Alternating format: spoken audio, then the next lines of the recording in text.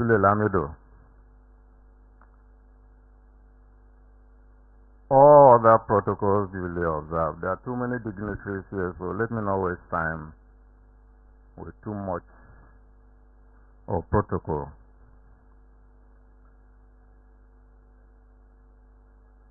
Reviewing a book of almost 500 pages is not an easy task, especially as it relates to an equally complex human being like Sule Lamido. So whatever I present to you today is basically an appetizer, and also to encourage you to read the book.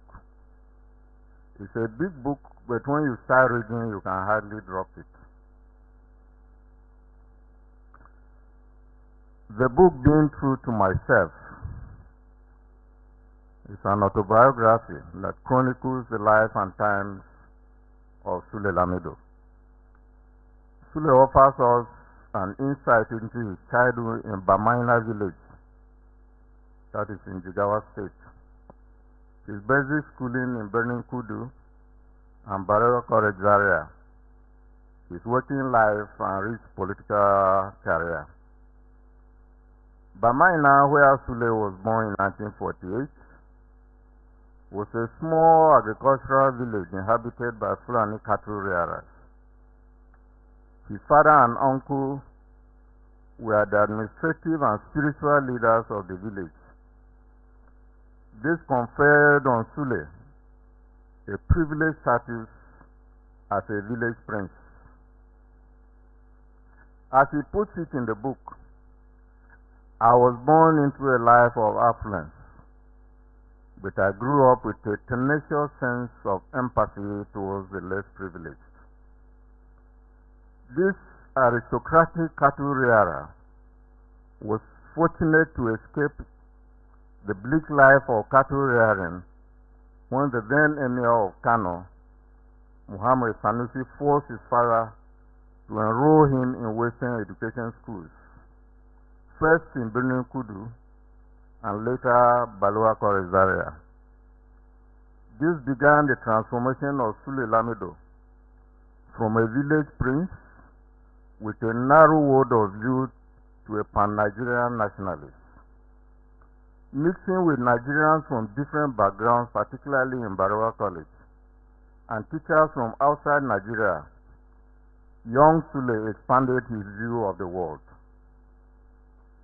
After Barewa College, Sule entered the University of the World, first as a railway engineer.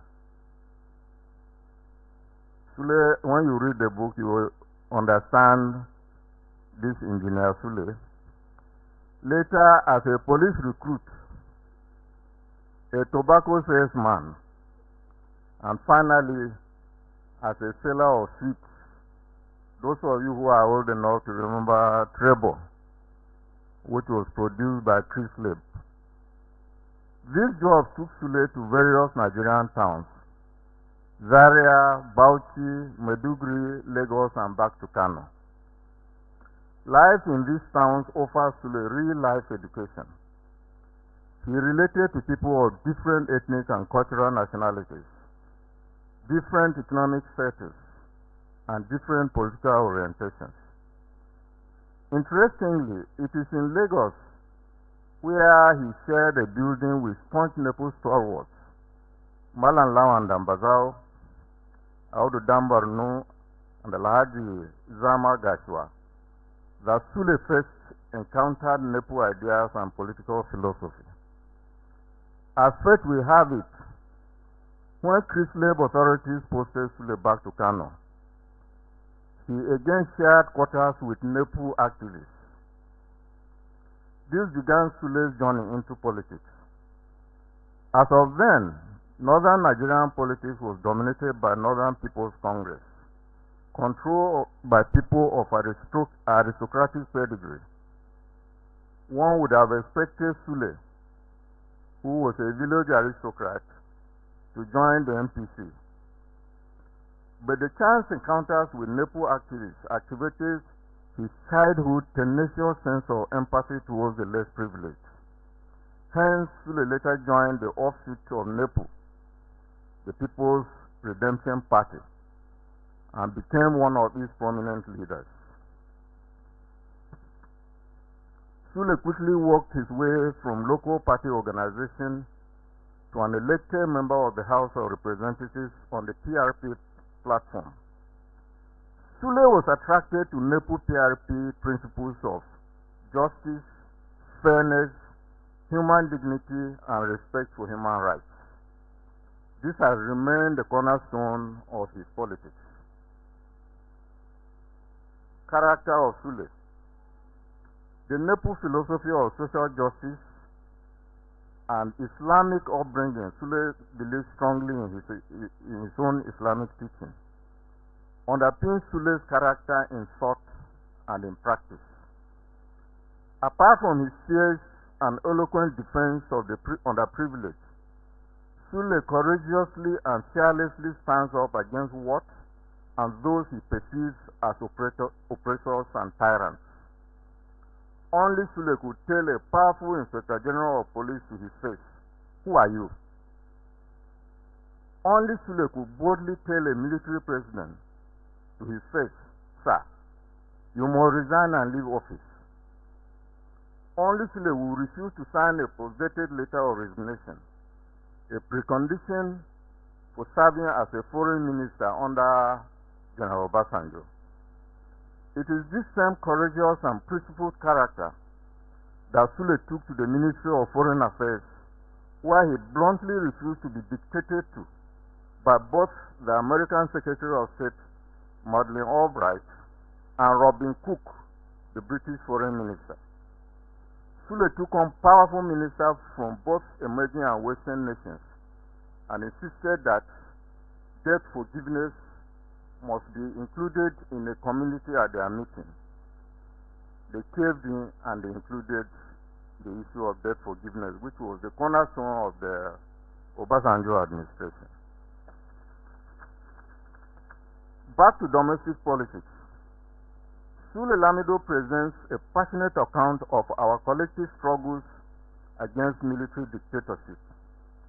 From a nucleus of 9 patriotic Nigerians that opposed General Abacha, Sule remained an active participant as the group grew to 18 to 34 and later midwife the People's Democratic Party, the party that eased out the military and stabilized democratic rule between 1999 and 2015. In all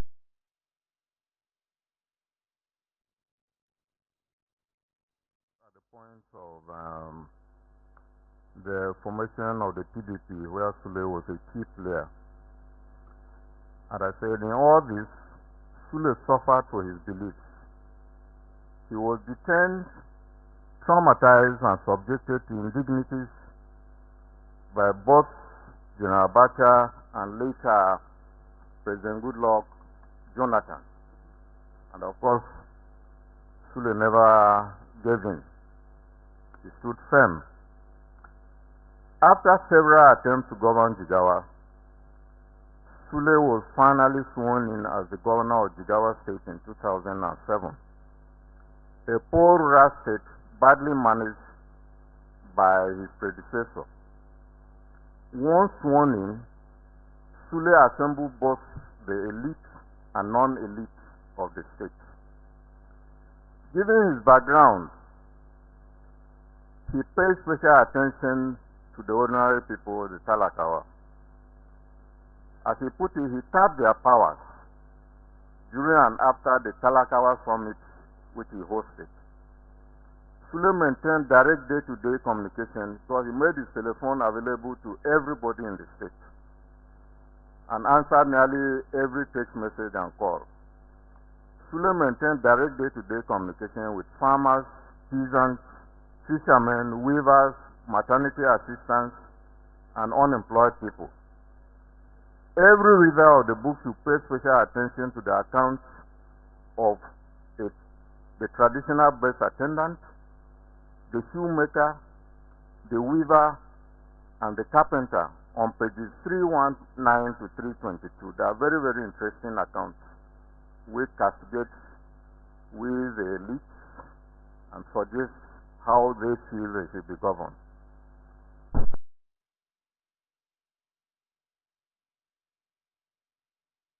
Modern airport, primary and secondary schools, a university, healthcare centers, and hospitals. A big school of nursing, because when Sule took over, there were only 15 indigenous nurses in Jigawa state. So he had to build a very big nursing school. He gave special attention to agriculture by educating farmers, providing machineries and inputs, and improving the relationship between herdsmen and farmers in Jigawa state.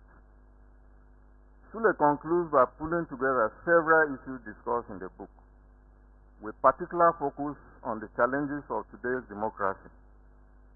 To Sule Lamido, the tyranny and greed of today's leaders is at the fulcrum of democratic failures, both in the political parties, local governments, the states, and the nation as a whole. Sule divides the period 1999 to date into two: the PDP era and the APC era. The PDP era is presented as the era of democratic consolidation and development. He says that the APC era of 2015 to date is a disaster to the nation. Nigerians are therefore asked to choose between these two. In personal encounters with people of power, Sule Lamido spoke and continues to speak truth to power. In domestic and foreign affairs, Lamido remains true to himself.